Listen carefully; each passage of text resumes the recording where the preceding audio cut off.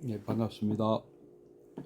예, 안녕하십니까. 부산 동래구 온천동 금정마을 무량사 법천입니다.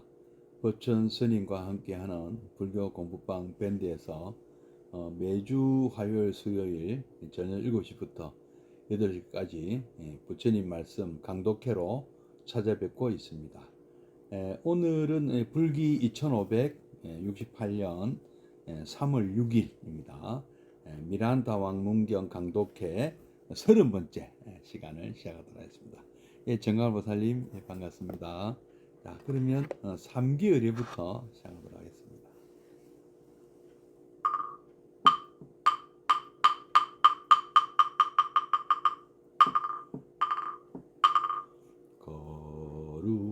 거룩한 부처님께 귀합니다.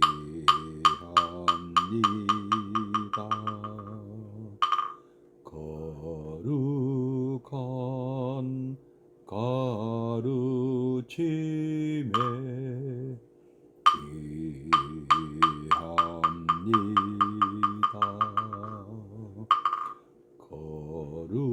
거룩한 승가에게 귀합니다.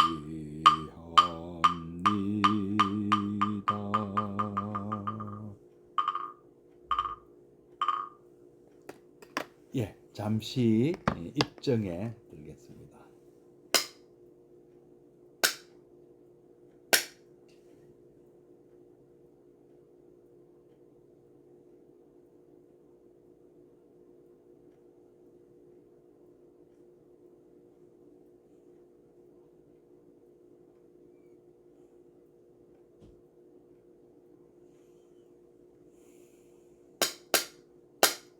네, 입정 바로. 예, 벌써 오늘 3월 12일입니다. 참 세월이 정말 빠르다 하는 것을 절감하게 됩니다. 뭐 날씨가 고르지 못하고 참 봄이 왔지만 봄 같지가 않은데도 불구하고 이 부산에는 꽃이 좀 폈습니다. 우리 문양사 뒷뜰에도 그 벚꽃이 예, 주변에 벚꽃이 핀다고 벌써 있습니다. 여러 가지 벌써 일찍 피는 꽃들은 벌써 피기 시작했습니다. 오늘은 아함경 마츠다니 후미오 교수님이 쓰시고 해남사에서 발간한 아함경이라는 교재를 공부하고 있는데요. 오늘은 176페이지 부처님께서 걸으신 길이라는 제목의 내용을 오늘 함께 공부하시겠습니다. 제목은 감사, 작은 제목은 감사라고 되어 있습니다. 뭐 고맙다는 뜻 같은데요. 한번 읽어보도록 하겠습니다. 교재가 없으셔도 제가 천천히 한번 읽어드리고 또 함께 새겨볼 것입니다. 귀담아 들어주셔도 되겠습니다. 감사. 부처님이 안 계신 불교란 생각할 수 없다. 부처님의 원어는 붓다로 깨달은 사람이라는 뜻이다. 물론 진리를 깨달은 것이다. 그 부처님이야말로 불교의 중심이 되는 기둥이니까 그것이 문제되는 것은 당연하다 하겠다. 또 우리 주인공 나가세나 존자와 미란다 왕 또는 그리스식으로 메란드로스 왕 두 분의 대담이 오늘도 이어집니다. 김학윤 교사님 반갑습니다. 자, 먼저 미란다 왕, 메란드로스 왕이 질문을 합니다. 존사 나가세나여, 부처님께서는 청정한 수행자라고 할 수 있습니까? 나가세나 존자가 답합니다. 대왕이시여, 말씀대로 부처님께서는 청정한 수행자이십니다.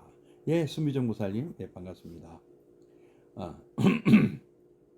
또 미란다 왕이 또 묻습니다. 존사 나가세나여, 그러면 부처님께서는 범천의 제자입니까? 예레 무살님, 예, 반갑습니다. 예, 그러니까 나가세나 존자는 직접 답을 하지 않으시고 다른 얘기를 하세요. 대왕이시여, 폐하께서는 가장 훌륭한 코끼리를 혹시 가지고 계십니까? 그러니까 미란다 왕은 예, 존사여, 말씀대로 코끼리를 가지고 있습니다. 대왕이시여, 그 코끼리는 이따금 청로, 해오라기 일종인데요. 백로 말고 푸른 빛깔을 띠는 해오라기 모양입니다. 청로 소리를 내는 적이 있습니까? 존사여, 있습니다.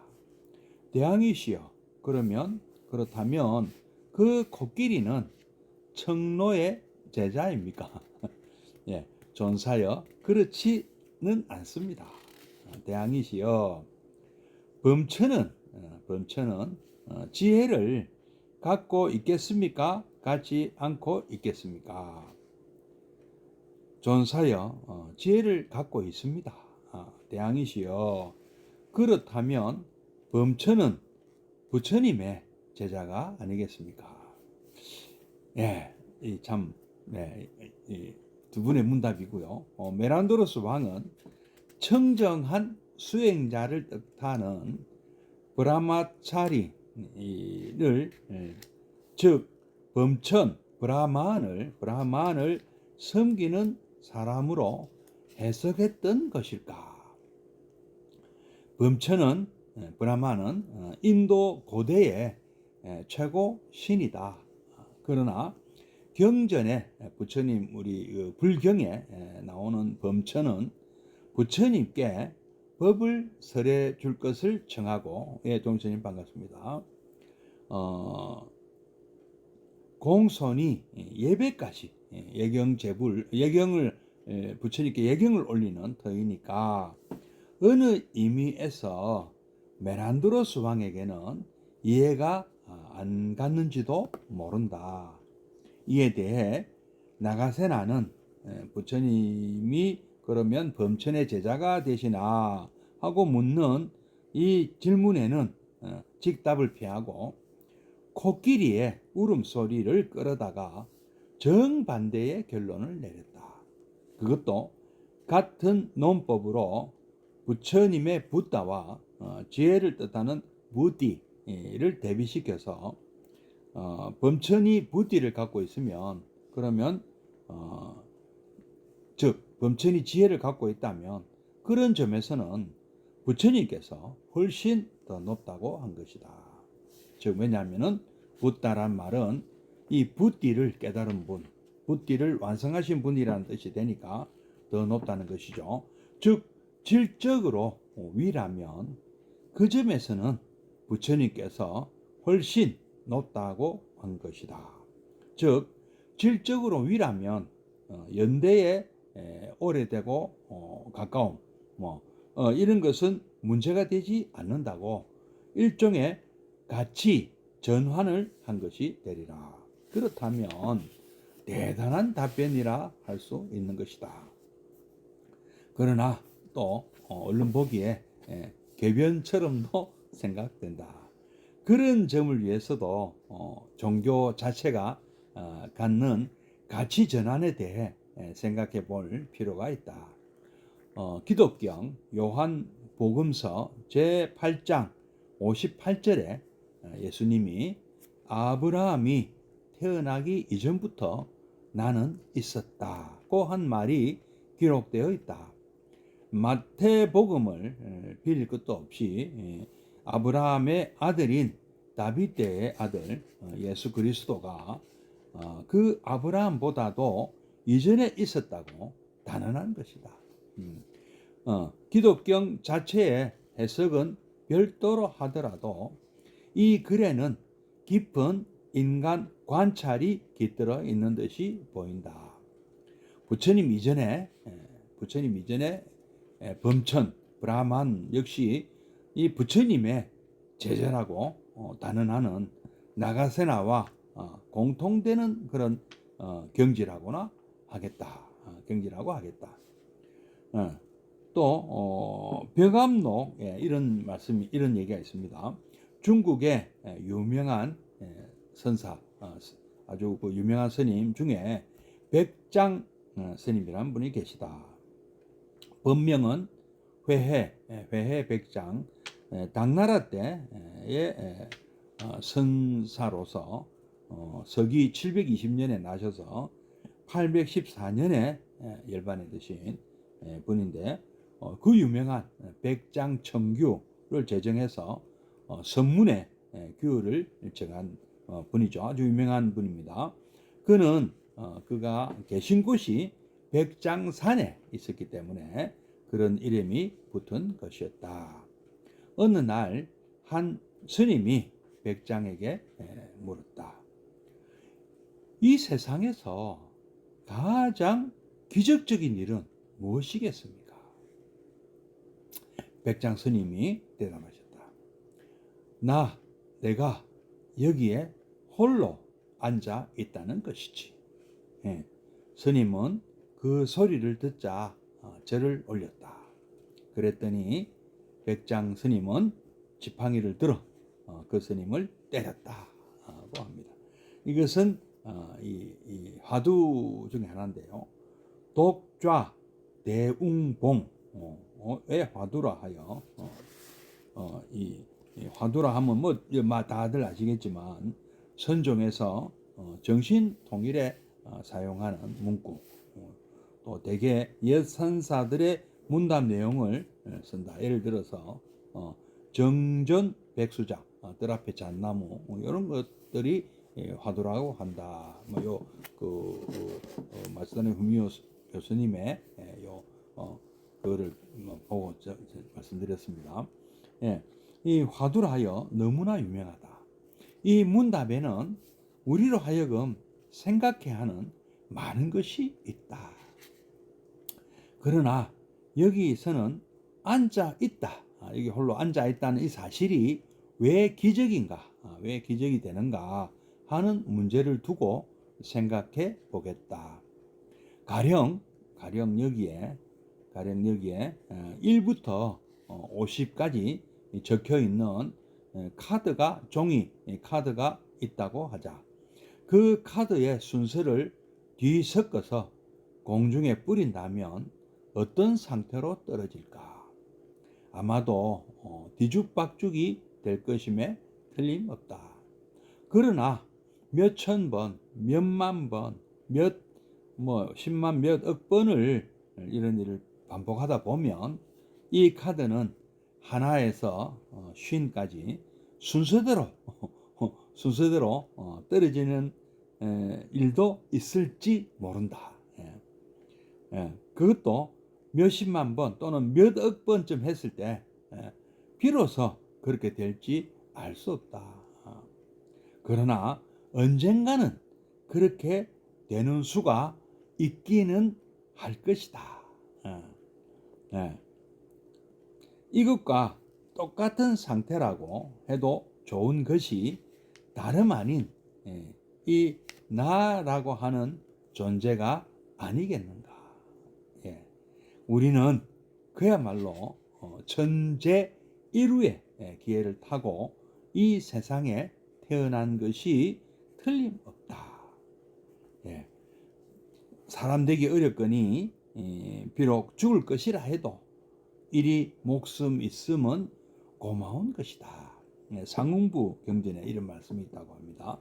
사람 되기 어렵거니 비록 죽을지라 하더라도 지금 이 목숨 있으면 고마워라. 이 세상에는 무수한 벌레와 짐승들이 있다. 그들은 그런 것이 되고자 원해서 그런 것으로 태어난 것은 아니다. 우리 인간도 마찬가지다.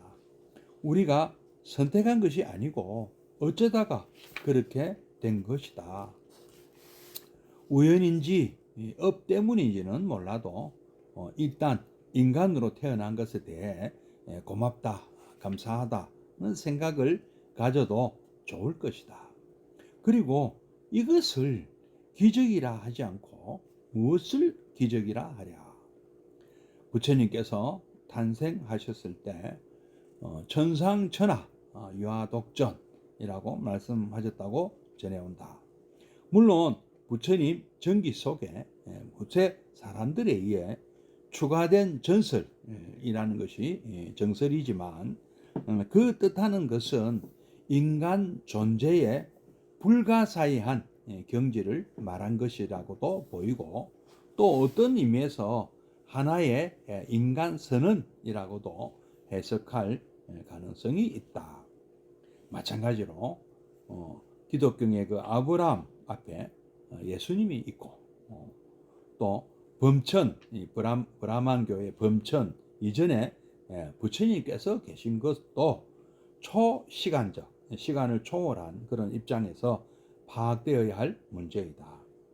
부처님의 경지나 또는 예수님의 경지나 단순한 존재의 모습으로서 포착될 세계가 결코 아니다.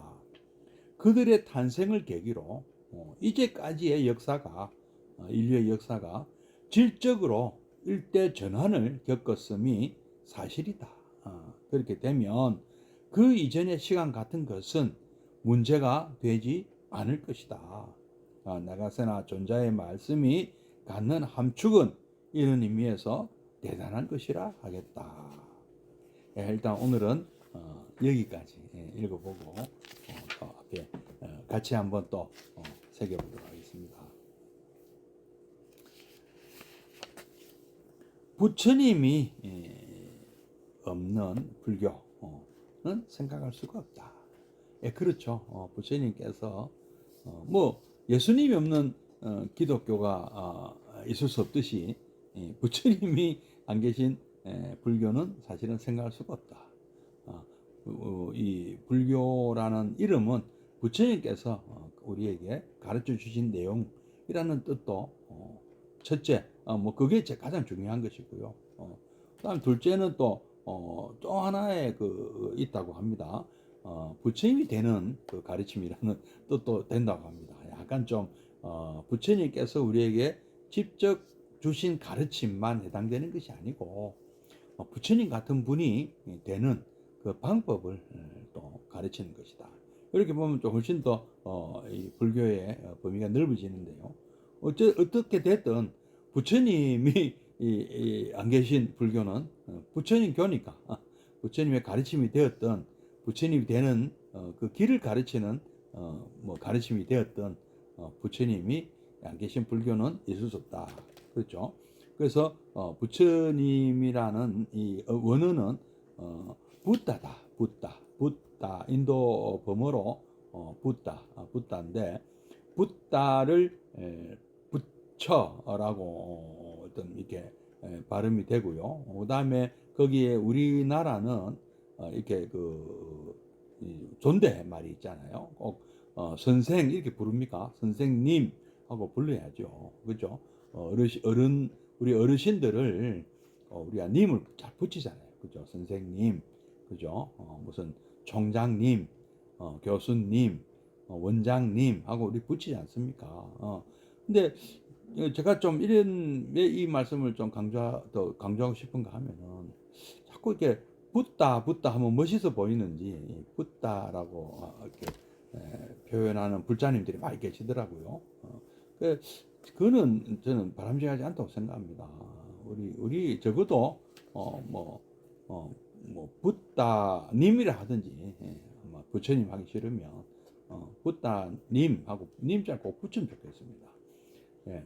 그게 우리 불교잖아요. 우리 불교 자존심이잖아요. 우리는 전 세계에 다른 아주 하나도 없다고 할 수는 없지만은 참 우리만이 갖고 있는 참 좋은 점이라고 저는 생각하거든요.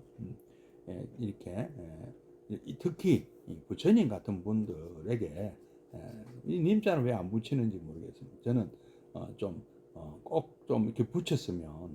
그래서 제가 지금 이 교재가 전부 붓다로 되어 있는 것을 굳이 제가 부처님으로 표현을 하고 있습니다. 바꿔서 읽어드리고 있습니다. 우리는 우리 불자, 특히 우리 한국 불자님들은 반드시 부처님으로 불러주셨으면 좋겠습니다. 붓다라는 의미는 보리를 안역따라 삼야 산 보리를 깨치신 분이죠. 그래서 안역따라 삼야 산 붓다죠. 정등각자 부처님이잖아요. 그래서 진리를 깨달은 분이다. 정변지다. 진리를 깨달은 분이다. 그 부처님이야말로 불교의 중심이 되는 기둥이시고 그 기둥이시다. 근데 오늘 이제 부처님이 어떤 분인가 하는 이제 문답을 미란도로스 왕, 미란다 왕은 나가세나 존자에게 또 여쭤보고 있어요. 부처님의 어떤 참 메난드로스 왕은 참 호기심 많은 분이에요. 서기 약 2세기경에 그러니까 부처님께서 열반에 드시고 아쇼카 대왕이 한 200년 후에 아쇼카 대왕의 마우리아 왕조가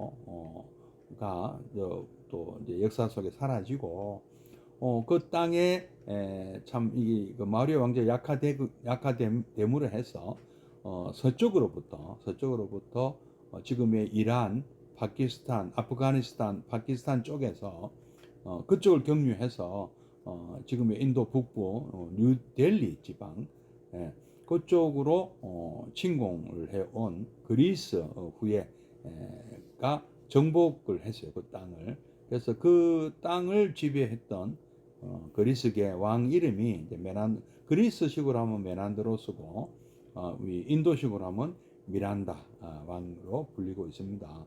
이분이 이제 정복지를 다스리기 위해서 그 정복지에서 가장 강력했던 종교인 이 불교 물론 뭐 힌두교도 있었겠지만은 아쇼카 대왕이 다스린 지 얼마 안 됐기 때문에 불교가 굉장히 강했던 모양입니다.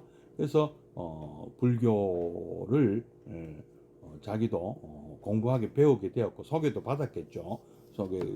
처음에는 자기가 다스리는 백성들의 어떤 뭐 종교에 대해서 궁금해서 이제 지금 알아보는 과정인데 이런 것을 통해서 진실한 아주 불자가 아쇼카 대왕처럼 아주 신실한 불자가 되었다고 합니다. 그러니까 나가세나 존자가 참 대단하신 분이죠. 그런 거 보면은요. 언어는 통했는지 모르겠어요. 메난도로스 왕은 그리스를 했을 것이고 나가세나 존자는 뭐 인도 토착을 했을 텐데 아마 나가세나 존자가 그리스어를 배웠을 겁니다. 우리 부처님께서 하신 말씀이 있잖아요. 설법을 듣는 사람의 언어를 배워서 설법을 하라고 말씀하셨어요. 그래서 옛날 불교가 우리 중국과 우리나라 그리고 이 동아시아로 전파가 되는 때 그 서역에서 인도를 통해서 서역을 통해서 중국으로 오신 그런 이 인도 성녀들은 또 이 서역어 중국어를 배우고 이렇게 막 와서 막 배우고 이래 했답니다. 특히 뭐 여러분 나중에 이제 또 언제 말씀드릴 기회가 있을지 모르겠습니다만은 우리가 지금 읽고 있는 금강경을 번역하신 구마라적 스님 같은 경우는 어머님은 그 서역의 구차 왕국의 공주였고 아버님은 북인도 출신의 스님이었다고 합니다. 그래서 이 아버지 이제 인도 말을 또 배웠을 것이고 쿠차 왕국 지금의 이제 중국 신장 지구에 있는 쿠차라는 작은 오아시스 국가가 있었답니다. 옛날에는요. 그 나라의 공주가 어머니 때문에 말하자면 쿠차국의 왕자 아닙니까? 말하자면 그래서 그러던 사람이 중국으로 납치되어 오거든요. 전진의 그 북연이 보낸 그 여광이라는 그 장군이 예, 모시러 온 건데 모시고 오라 했는데 말을 안 들으니까 잡아 납치하다시피 그렇게 끌려와서 일단 중국에 오게 됐고요. 중국에서 이 그 황제 당시 황제 요진이라나요? 그 황제의 또이 부탁 또는 뭐 시켰겠죠. 좋게 말해서 부탁이고 반강제로 워낙 이 스님이 구마라주 스님이 머리가 좋고 학식이 뛰어나기 때문에 이 부탁 아닌 부탁을 했는데 이 수많은 그 경전들을 인도말로 된 경전들을 중국 한자로 다 번역을 했습니다. 어마어마하게 많은 내용을 번역을 했고 그때 수많은 그 스님들이 많은 수십 명 또는 수백 명의 스님들이 같이 배워가면서 번역을 했습니다. 그래서 이런 그 과정을 보면은 참 그 언어의 장벽이 참 대단했을 텐데 인도 말과 중국 말은 우리가 영어 배우기도 얼마나 힘듭니까? 그죠? 그런데 우리 그래도 문자는 쉽잖아요. 알파벳이나 한글은 문자라도 쉽지 않습니까? 근데 인도 산스크리트하고는 우리말이 오래 가까워요. 그런데 문자도 표음 문자인데 표음 문자 아닙니까? 소리 글자 아닙니까? 근데 중국어는 어떻습니까? 또 문장 구조도 우리하고 여 다르고 또 한자라는 이 엄청난 또 장벽이 있지 않습니까? 한자. 근데 그걸 다 배워서 그 수많은 한자 다 배우고 중국말 다 배워가지고 여러분이 참 얼마나 좋아하시고 많이 읽고 있는 이 금강경만 번역했습니까? 수많은 수많은 경전들을 번역했거든요. 그래서 그런 정말 이 언어는 정말 놀라운 일인데요. 부처님도 석가족의 언어와 주로 그 포교 활동을 많이 하셨던 이 마가다 왕국의 언어는 전혀 다른 아마 언어였을 겁니다. 지금 우리가 영어 배우는 것처럼 힘들었어요. 독일어나 영어나 불어 이런 거 배우는 거나 비슷한데요. 부처님은 그 당시에 코살라 왕국, 마가다 왕국, 여러 어떤 지역을 포교하시면서 그 지역에 해당 지역의 언어를 다 마스터하셨어요. 미리 다 아마 출가 전에 마스터하신 것 같아요. 그래서 제자들한테도 그러셨어요. 제자들한테도 이렇게 듣는 사람의 언어로 설법을 해주라. 근데 지금 어떻습니까? 우리는 그동안에 한문으로 이 불교를 배우고 지금은 또 산스크리트 빨리어 모르면 안 되는 것처럼 이렇게 이런 풍조가 있는데요. 그렇지가 않습니다. 우리 스님들이 우리말로 좀 바꿔서 설법해 주셔야 됩니다.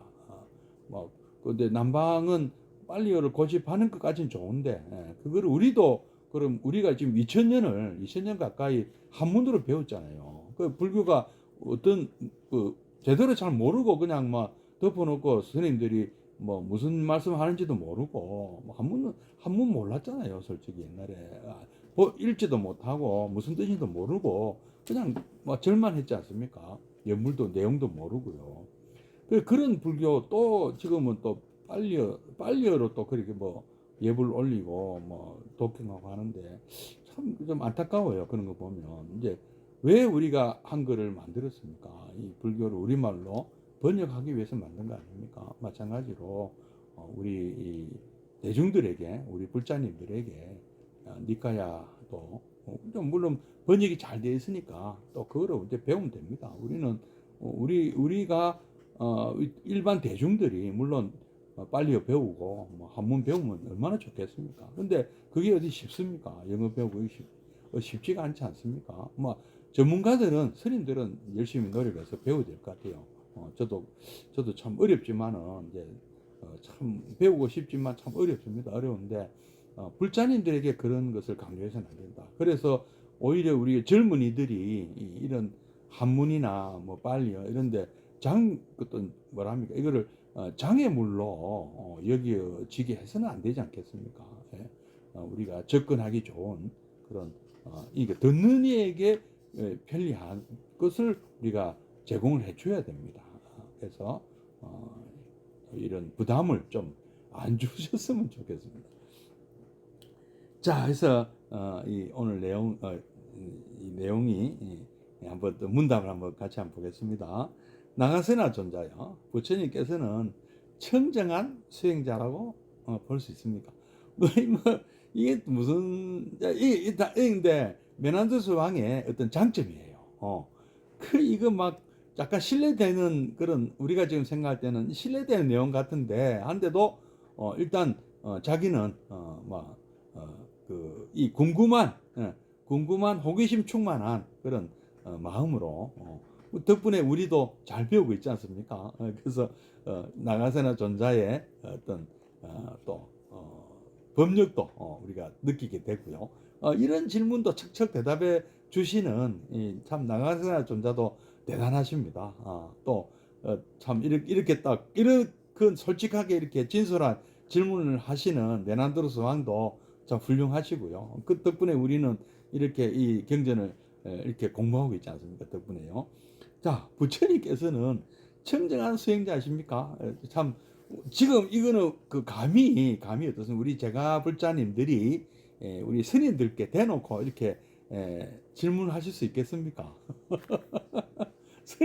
스님은요 청정한 수행자이시냐고 아니면 대놓고 하기 좀 힘들면 또그 상자 스님한테 저 큰 스님 높은 스님의 그거를 물어보는 거잖아요. 그저 성철 스님 청정한 수행자였습니까? 이런 질문하고 비슷한 거 아니겠습니까? 예. 그런데 나가세나 존자는 이제 조금도 거기에 대해서 낯을 붉히지도 안 하고 예, 그렇습니다. 부처님께서는 청정한 수행자입니다. 청정했습니다. 청정하다는 말은 어떻습니까? 계율에 대한 어떤 지적 사항이 없다는 얘기고, 모든 신구 이 삼업이 남의 모범이 되고 정말 인품이 뛰어난 분을이라는 뜻 아니겠습니까? 그죠? 근데 이 얘기를 왜 이제 이 얘기가 나오면서 다음 질문이 이제 그러면 부처님께서는 범천의 제자이십니까? 이런 질문이 왜 나오냐면은 바로 당시 인도 사람들이 아주 인품이 아주 참 훌륭한 인품을 갖추신 분이라는 뜻의 용어가 이 바로 이 뭐라고 하느냐면은 브라마차린이라고 했습니다. 브라흐만이라는 이게 범천이라는 인도 지금도 브라흐만 신이 인도 최고의 신인데 힌두교 최고 신인데 그 브라흐만을 따르는 사람 브라흐만의 수행자란 뜻이 이 브라마차린이라는 말이 있는데 이 말은 아주 인품이 뛰어난 그런 존경받을 만한 그런 행동을 하시는 분. 그러니까 우리로 치면은 뭐 양반, 그 양반 아주 훌륭한 양반이시죠. 근데 그분이 지금 우리에게 지금 양반이라는 게 제도가 있습니까? 또 동반, 서반을 양반이라 했거든요. 아마 서반이 문간이고 동반이 문간인가 그럴 거예요. 아마 그러니까 그 조선 시대 때 신하들이 그러니까 문관과 무관이 있는데 아주 높은 계급에 벼슬을 살고 있는 사람들이 뭐 동서로 동반 서반 이 두 반을 양반이라 했거든요. 그러니까 그 아주 높은 사람 계급을 얘기한 거죠. 높은 계급의 후예죠. 그러니까 이런 양반들이 조선 왕조는 이 성리학을 어떤 건국이념으로 삼았단 말입니다. 그래서 어떤 임금부터 이 선비 소위 말하는 그 선비들 사대부들의 모토가 뭐냐면은 아주 맞으면은 인품이 훌륭한 아주 인품이 훌륭한 그런 성자 같은 아주 공자님 같은 그런 성인이 되는 것을 목표로 삼은 사람들이에요. 그래서 그런 어쨌든 뭐 속은 골맞든지 어쨌든 가지 그분들의 목표는 어떤 이 성인입니다. 성인 아주 인품으로 훌륭하신 분들. 그래서 우리가 양반이라면은 아직도 그때 그 기분이 남아서 인품이 훌륭한 분을 양반이라고 하시지 않습니까? 우리 약간 그런 뉘앙스 남아 있지 않습니까? 이제 그런 정도의 뉘앙스예요. 브라마차린이라는 말은. 그러니까 브라만교하고 상관없이 인도 사람들이 브라마차린이라 하면은 참 그 거룩한 이좀 행동 거지가 아주 반듯하고 뭐 뭔가 이렇게 인품을 지적당할 만한 그런 짓을 하지 않는 아주 훌륭한 분 이런 뜻이 됐거든요. 그래서 부처님도 브라마차린 같다. 자기가 볼 때는 뭐 인품이 아주 훌륭하시고 뭐 여러 가지 이런 그 거룩하신 그런 풍모를 보였고 말씀하신 내용도 아주 훌륭하고 그러니까 브라마차린이라면 그 말은 곧 브라만의 어떤 제자라는 브라만을 따르는 사람이라는 뜻도 되지 않느냐. 그래서 범천의 제자라고 물어본 겁니다. 그러니까 나가사네 존자는 범천의 제자가 아니고 결론적으로 얘기하면 뒤에 끝에 결론을 보면은 범천이 거꾸로 부처님의 제자. 왜냐하면은 같은 논법을 써요. 부처님은 붓다고 범천은 지혜를 갖고 있는 붓디다. 범천은 아주 그러니까 그렇죠. 뭐그 신이 뭐 지혜가 많은 사람이죠. 자제신이잖아요. 그러니까 어 지혜가 높은 사람을 붓디라고 불렀는데 부처님은 붓다니까 범천의 제자가 자리님이라면 붓다의 제자는 붓디죠. 그러니까 범천은 붓디니까 부처님이 제자다. 뭐 이렇게 이제 어느 약간 언어를 가지고 하는 어떤 그런 뭐 근데 실제로도 우리 그 불교에서 볼 때는 범천도 부처님께 범천이 권청했다잖아요. 가르침을 범천이 부처님을 찾아와서 부처님 깨달음을 얻으신 내용을 이 삼계의 모든 중생들에게 좀 설법을 해 주십시오 하고 청했다고 하지 않습니까? 그러니까 우리 불교 안에서는 범천이나 또는 여러분들 사찰에 가보면 신중 탱화가 있잖아요. 그 신중 탱화가 화엄성중이라고도 하지 않습니까? 화엄성중 안에 바로 이 범천도 들어가 있거든요. 거기 얼굴 3개짜리 이렇게 무시무시한 그 가운데 있는 분 있잖아요. 이거 범천이잖아요. 브라마. 그러니까 이 범천은 부처님보다 상단에 안겨 있죠. 중단에 있잖아요. 그래서 우리는 그 범천이나 뭐 이 신중들 다 부처님의 제자다 이렇게 보잖아요. 이제 이 고전에 이제 코끼리 얘기 나오는데요. 폐하께서는 그러니까 우리 왕은 당시 코끼리가 요즘으로 치면은 이제 탱크거든, 탱크. 탱크의 역할을 전쟁 무기입니다, 코끼리가. 물론 의전용의 구실도 하지만 전쟁 무기도 되거든요. 그래서 코끼리를 갖고 계시냐 하고 물어보니까 갖고 있다. 근데 그 코끼리가 한 번씩 보면 청노라는 새의 소리를 낸다. 삐삐 하는 그 우는 소리가 비슷한가 봐요. 저는 잘 모르겠는데요. 그러면 그 소리를 낸다 해서 코끼리가 그 청노라는 해오라기 새의 제자인 거냐? 그건 아니다. 예, 그러니까 이제 말도 안 되는 소리죠. 사실 이런 것들 보면. 그러니까 그 부처님께서 브라마차린의 어떤 그런 어떤 모습을 보인다 해서 브라만의 제자는 아니다. 거꾸로 그러면 브라만이 브라 그 부띠라고 지혜로운 자라는 그 별칭도 있는데 그러면 부처님은 붓다니까 그럼 부띠는 당연히 부처님 제자가 되는 것이 아닙니까? 이렇게 질문.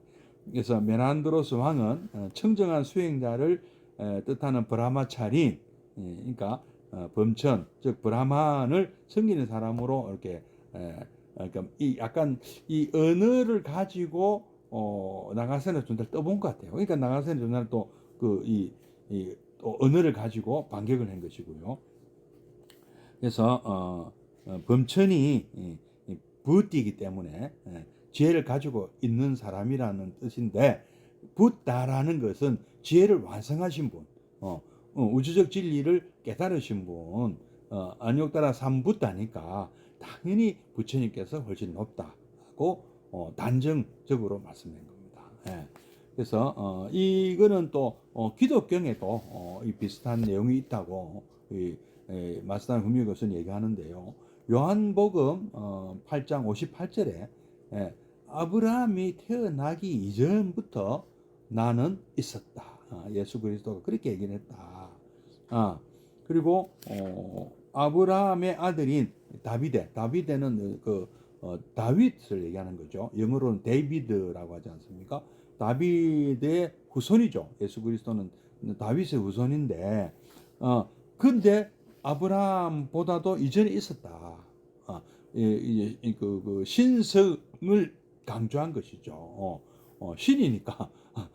예수님도 신성이 있다. 성부와 성자와 성령 이렇게 하지 않습니까? 그러니까 삼위일체라는 말을 또 하고 있는데요. 이렇게 어떤 그런 그 신성이 있다면 아브라함은 인간이단 말이에요. 그냥 인간 조상이기도 하지만 근데 좀 그것도 좀 저는 좀 납득이 좀 안 가는 게 예수님은 그 뭐랍니까 성부 마리아가 요한의 남편인 요한이 잉태시킨 게 아니라고 하잖아요. 그럼 요한은 다윗의 후손이라 하지만 예수님은 그렇게 엄밀히 따지면 다윗의 후손이 아닌 거죠.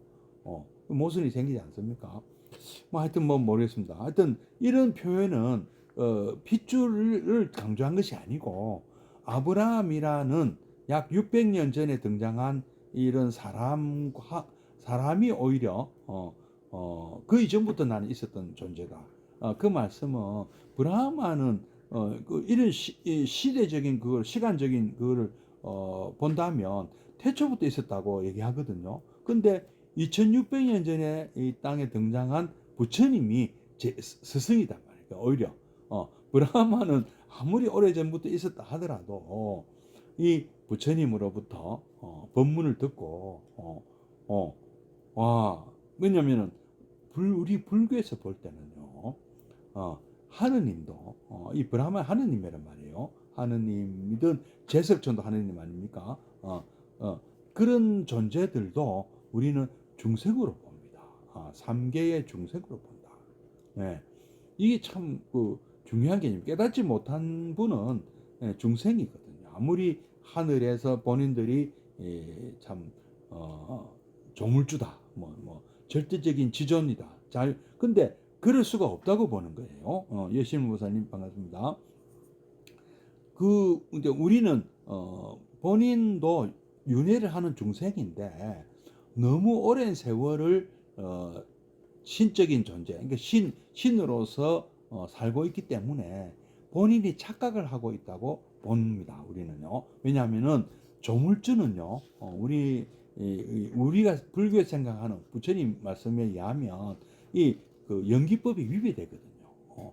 홀로 독자적으로 의미 있게 영원히 존재할 수 있는 그런 존재는 있을 수가 없습니다. 연기법에 의하면. 그래서 우리는 조물주의 존재를 부정하죠.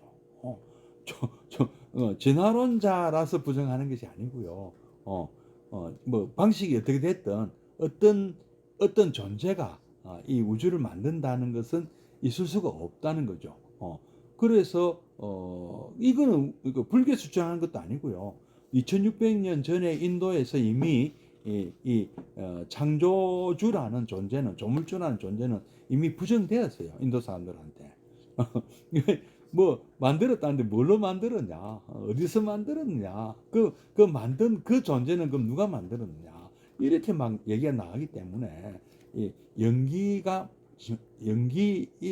법에 의하면 조물주가 있을 수 없는 거거든요. 그래서 서로 그 브라ಹ만이나 뭐 제석천이나 범천이나 제석천이나 자기가 그런 조물주라고 착각하는 거죠. 그거는 그런 있을 수가 없는 거죠. 그런 어떤 참 뭐 전지전능한 뭐 탁월한 어떤 뭐 우리 인간보다 훨씬 뛰어난 존재가 있다 손치더라도 부처님보다 우리가 불교에서 생각하고 부처님께서 부처님께서 생각하는 바에 의하면 그런 존재들은 서로 있다 하더라도 중생이다, 윤회하는 존재다, 이렇게 보는 겁니다. 자, 이제 이 백장선사 또 말씀이 나오는데요. 뭐 백장선사 참 일화가 많지 않습니까? 뭐 유명한 일화 있잖아요.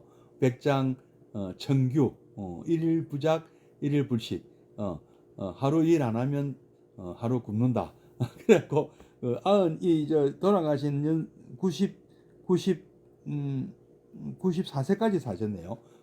근데 90이 넘도록 뭐 돌아가신 날까지 그 호미 들고 농사일 하셨다고 하지 않습니까? 그래서 그 제자들이 그 호미를 감췄더만 밥을 안 드시는 거예요. 그래서 할 수 없이 다시 또 내드렸다고 하지 않습니까?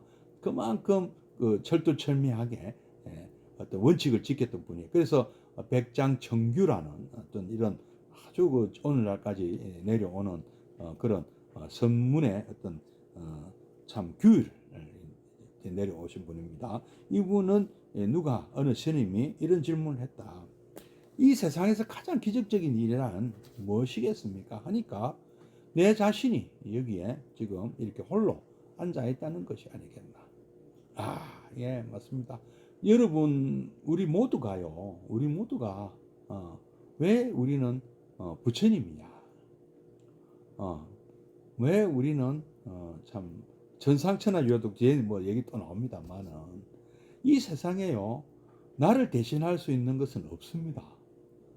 얼마나 소중한 존재인지 모릅니다, 우리가요. 예. 뭐 제석천 뭐 범천보다 내가 더 소중한 거예요. 우주하고 안 바꿉니다. 여러분, 뭐 에베레스트 산하고 바꿀 겁니까? 뭐하고 바꿀 겁니까? 우주 전체를 준다 한들 바꾸겠습니까? 그만큼 우리는 소중한 존재입니다. 각자가 바로 우주입니다. 우주 전체를 대변합니다.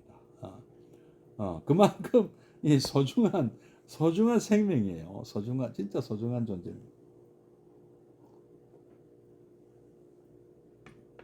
인간 선언이라고도 하지만은 모두가 부처님 될 수 있는 성품을 불성을 갖고 있다 하잖아요. 부처님을 사시면 부처님이에요. 그 말씀이잖아요. 몰라서 바보처럼 중생의 삶을 살고 있잖아요. 알면은 부처님의 삶을 살면 부처님이 되는데 그걸 몰라서 그게 잘 안 돼서 알고도 잘 안 돼. 또 그죠? 안다고 또 되는 것도 아니에요. 또 유명한 말씀 있지 않습니까? 뭐 3살짜리 아는 것도 여든 노인이 실천은 어렵다 하지 않습니까? 예.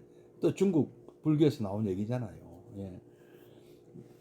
자, 우리는 또 이제 왜 우리가 이렇게 소중한 존재냐? 또 이 마스다니 후미오 교수님은 이런 비유를 하고 있네요.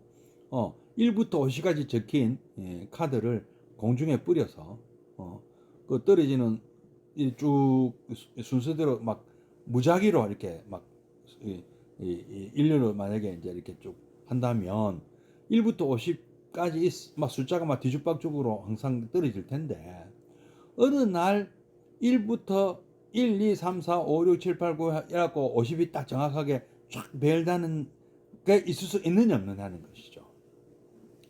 한 뭐 1000번, 만번, 뭐 10만 번, 100만 번 안 되면 1억 번, 10억 번, 100억 번을 하면 과연 어떨까요? 지금 이 뭐 진화의 원리도 그런 거예요. 진화도 그렇게 진화가 된 거예요. 그런 수십억 년에 걸쳐서 수십억 년이니까 가능한 것이죠. 마찬가지로 이 50장의 카드도 수십억 번을 시도를 했다면 얼마나 많이 실제로 발생할 수 있다는 거죠. 그러면 우리는 바로 그런 확률로 이 세상에 난 겁니다. 여기는 우리가 천재일우의 기회라고 하지 않습니까? 천재일우가 우리 숫자로는 몇 분의 1이냐면은 10의 27승분의 1입니다. 그러니까 일제가 10의 24승이거든요. 그럼 거기다 곱하기 1000을 해야 돼요. 그러니까 제라는 이게 이제 고대 중국의 이 단위입니다. 단위. 그래서 제가 10의 24승이고 천재면 10의 27승이거든요. 그러니까 10의 27승분의 1의 기회죠. 여러분들은 이 세상에 이 세상 이 모습으로 여러분들이 지금 살고 계시다고 천재 1의 기회라고 합니다. 그 표현을요. 이 밤하늘에 별만큼이나 하나하나가 그 별들이 얼마나 소중한 존재입니까? 기라성 같다고도 하지 않습니까? 그런 존재. 이 상음부 경전에 이런 말씀이 있다고 합니다. 사람되기 어렵거니 비록 죽을 것이라 해도 이리 목숨인 씀은 고마워라. 이 자리에 살아 숨쉬고 있는 것 이것이 기적이고 지금 이 자리에서 저와 함께 이 방송을 뭐 지금 바로 듣고 있거나 아니면 나중에 유튜브를 통해서 보시거나 정말 이거는 천재 일루의 기회 그 이상의 어떤 기회일 수 있는 거죠. 알 수가 없는 겁니다. 그만큼 이 순간은 참 소중한 순간이죠. 우리 일생에서 여러분들이 부처님을 만나는 순간이라고 한번 생각해 보십시오. 이 세상에는 무수한 벌레와 짐승들이 있다. 그들은 그런 것이 되고자 해서 원해서 된 것이 아니다. 우리도 마찬가지다. 우리도 이 선택해서 이 세상에 나타난 것이 아니지 않느냐. 우리는 우연이라고 보지는 않죠. 업이라고 보잖아요. 업보로 보죠. 업보로 태어났죠. 업보 중생이라고 하는 말이 있지 않습니까? 그러나 인간으로 태어난 것이 얼마나 고마운 줄 모른다. 왜? 인간은 우리가 지옥에 태어났으면 고생한다고 바빠서 불도를 닦을 수가 없고 그렇지 않겠습니까? 우리가 또 그 짐승으로 태어났다면 축생이라면 머리가 나빠서 무슨 말씀을 알아듣지를 못합니다. 그렇지 않습니까? 나름대로 똑똑한데요. 개도 똑똑하고 고양이 똑똑하지만 이 부처님 말씀을 의독경이잖아요. 알아듣지는 못하잖아요. 그리고 천신, 브라ಹ만이나 뭐 제석천이나 이런 뭐 저 하늘에서 정말 막 그냥 부귀영화를 누리고 있는 천신 또 이 불도를 못 닦아요. 참 이 쾌락을 즐기고 뭐 바빠요. 그 사람들도 안 바쁜 그런 존재들도 바쁘게 살다 보면 불도를 못 닦을 시간이 없습니다. 지금 우리 현실 사회도 그렇지 않나요? 너무 잘 사는 사람들도 이 불교에 관심이 없습니다. 그리고 너무 일일 그냥 하루하루 먹고 살기 바쁜 사람들도 불도를 닦을 시간이 없어서 못합니다. 욕심이 너무 많아도 안 되고요. 또 너무 이렇게 참 예민한 사람들 있잖아요. 걸핏하면 화를 내는 사람들도 잘 안 됩니다. 그래서 우리는 인간이다. 인간은 잘 될 수도 있고요. 잘못될 수도 있는 무한한 양쪽 다 가능성을 갖고 있는 존재거든요. 그래서 모르면 그냥 무명의 중생으로 욕심만 탐지지 삼독심에 그래 그냥 중독돼 사는 삶을 살게 될 수도 있는 거고요. 그거를 극복하면 또 우리는 부처님의 삶을 살 수가 있는 겁니다. 어느 쪽으로 가시겠습니까? 예, 이런 것이요. 부처님 경지도 또 뭐 아까 예수님 경지도 단순한 존재로서 그런 뭐 간단한 문제가 아니다.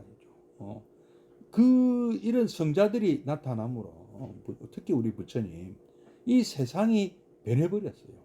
범천이 왜 모셨겠어요? 이 인류를 구해달라고 모셨다. 가르침을 주십시오 하고 범천이 권청했다. 이게 시대적 요청이죠.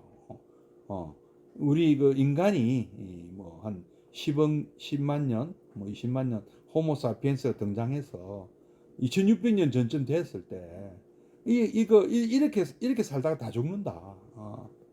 뭐 그냥 서로가 서로를 잡아먹는 그런 지경에 이르렀다. 앞으로도 마찬가지. 앞으로 인류도 지금도 너무 이렇게 그런 세상 아주 각박한 그런 세상이 지금 연출되고 있습니다. 서로가 서로를 잡아먹는 전쟁. 지금 단추 한번 잘못 누르면 인류가 멸망할 수도 있는 그런 위험한 수도 있습니다. 이럴 때 그 2600년도 굉장히 그런 위기를 느끼고 사람들이 불안했어요. 지금 마찬가지거든요. 지금 이럴 때 부처님 말씀, 부처님 가르침, 불교가 사람들을 구원해 줄 것이다. 그런 거죠. 그런 말씀이죠. 부처님 말씀을 잘 새기면 그래서 이런 그 시간에 관한 문제, 범천이 아무리 오래 이 세상을 다스렸을지 모르지만 부처님 제자가 돼야 되는 거죠. 이 세상을 구원하실 분은 부처님이거든요. 우리가 모두가 부처님이 돼서 모두가 평화롭고 행복한 이 세상을 만들어야 됩니다. 그것이 바로 불국토가 되겠죠. 잠시 입증해 드리겠습니다.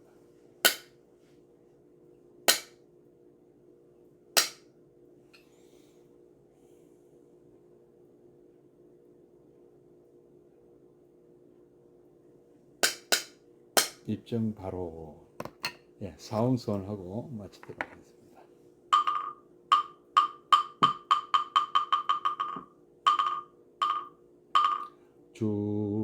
중생을 다 건지오리다 번뇌를 다 끊으오리다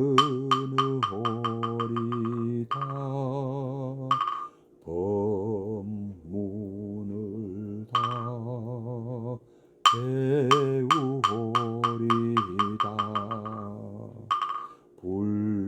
불도를 다 이루오리다.